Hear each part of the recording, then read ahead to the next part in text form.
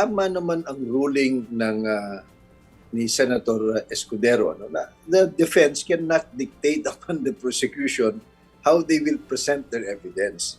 And neither can the prosecution dictate upon the defense how they will present their evidence. Of course, kung ikaw yung prosecution, to save time, i-focus mo lang yung mga relevant dun sa kaso mo, yung grave threats portion. The defense, siguro gusto lang sabihin o ipalabas na kung manonood ka dun sa buong 2 hours na video daw nila, baka may explanation kung bakit ganun ang sinasabi ng Vice President. But the fact that sinabi na yung mga ganyan, hindi na nila yan matatakasan. So, siguro yun ang kanilang depensa. But they should wait for their turn to present the relevant portions of that 2-hour video clip or recording na makakatulong sa kanilang depensa. But it is not also right for them to demand during the presentation of the prosecution evidence na gawin yung gusto nila. They will have their own chance. Attorney, si Chicky Verhelto, good evening. Underscore ko lang yung sinabi nyo kanina po, no, na parang they took so much time just to try to put it on record. Itong ang authentication or pag-prove na authentic itong video ni VP Sara, no. So attorney, what you're saying is hindi ibig sabihin na hindi na to i-discuss. Kailangan siyang i-discuss, kailangan i-put on record, pero what you're saying is dapat mabilis na lang. So kasi yung NBI po na resource person po nila, mukhang sinasabi naman po kanina na authentic ito. Are you saying na dapat yung defense nag-agree na lang din doon kasi everybody knows, everybody saw it happening?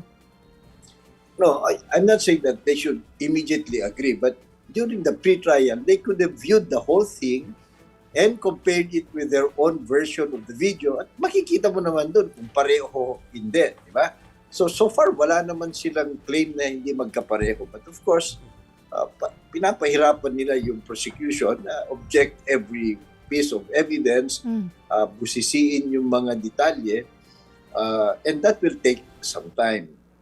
Unfortunately also, there were some pieces of evidence kagaya nung consolidating affidavit na nakalagay dun sa affidavit na merong mga attached documents, wala naman. So, tama nang napupunahin yun ng Defense Counsel. But as explained later on, yung mga original na mga affidavit, naka-attach naman pala yung mga dokumento. So, mga ganitong mga malilit na bagay, dapat mas meticulous ang both sides.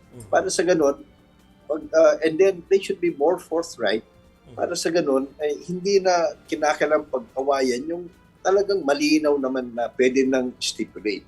Yes. So that they can focus on the more relevant and pressing mga ebidensya nila na baka kine-question ng kabila. Okay.